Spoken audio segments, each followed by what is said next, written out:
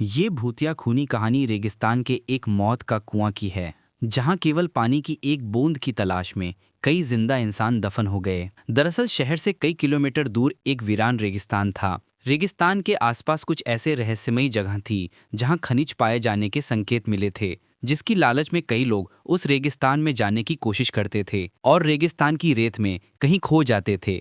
हालांकि कुछ लोगों का अनुभव वहां से वापस आने का भी था, लेकिन वह रेगिस्तान के ज्यादा अंदर तक प्रवेश नहीं कर पाए थे, इसलिए उनकी किस्मत अच्छी थी। ऐसे ही एक व्यक्ति जिसका नाम कृपाल सिंह था। दरअसल वह ऊंट से रेत के रास्ते सामान ढोने का काम करता था। एक दिन गलती से वह भटककर मौत के रेगिस्तान के करीब पहुंच जाता है, लेकिन उसका ऊंट आगे नहीं बढ़ता और वह वापस लौट आता है।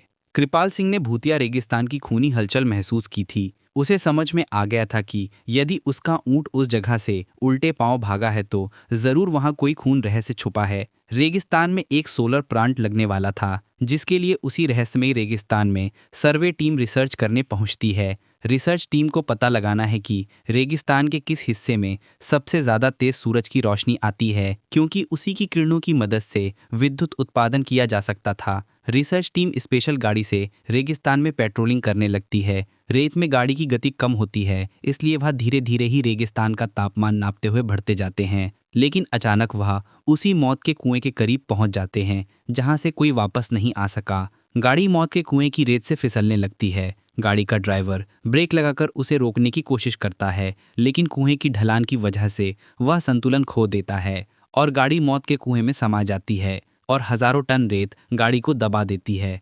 यहाँ कंपनियों को सूचना मिलती है कि उनकी गाड़ी का कोई पता नहीं चल रहा है। कंपनी के अधिकारी सैटेलाइट पिक्चर मंगवाते हैं ताकि उन्हें ट्रैक किया जा सके, लेकिन ताज्जुब की बात है कि एक वक्त के बाद सैटेलाइट पिक्चर में भी उनकी गाड़ी नजर नहीं आती। रेगिस्तान का रहस्य खुलने की बजाय उलझता जा रहा था। कंपनी के बहुत से पैसे उस प्रोजेक्ट में लगे थे, इसलिए उन्हें किसी भी हालत में सर्वे पूरा करना ही था। कंपनी के अधिकारियों को पता चलता है कि कृपाल सिंह नाम का एक व्यक्ति उस सैटेलाइट पॉइंट से आगे तक जा चुका है, जिसके सबूत वीडियो में हैं। अधिकारी अपनी टीम के साथ कृपाल सिंह के घर पहुंचते हैं। कृपाल सिंह घर में खाना बना रहा होता है और अधिकारियों को दरवाजे पर देखते ही पूछता है कि आपको किससे मिलना है। अधिकारी उसे उसी के नाम से संबोधित करते हुए हाथ बढ़ाते हैं। कृपाल सिंह सभी को बैठने को कहता है और जब उसे पूरी बात पता चलती है तो वह उन्हें मना करने लगता है। वह उन्हें बताता है कि वहाँ कोई रहस्यमयी शक्ति है जो मुझे महसूस हुई है, आप अपना काम रोक दीजिए।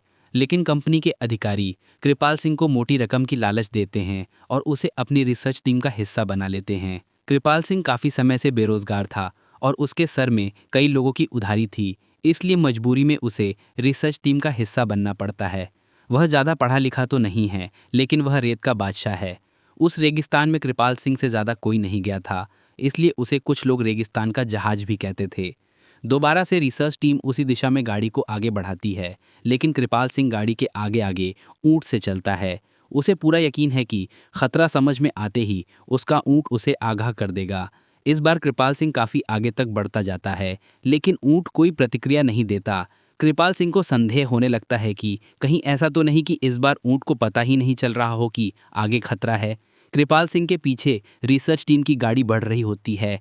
अचानक गाड़ी की गति तेज होने लगती है और वह फिसलते हुए कृपाल सिंह बगल से आगे निकल जाती है। उन्हें समझ नहीं आता कि गाड़ी की गति अपने आप तेज कैसे हो रही है।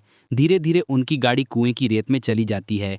कृपाल सिंह घबरा जाता है और जोर जोर से उन्हें आवाज़ लगाता है, लेकिन उसे यह समझ नहीं आता कि वह सुरक्षित खड़ा हुआ है, लेकिन उसके आजू बाजू की रेत फिसलकर कुएं में जा रही है।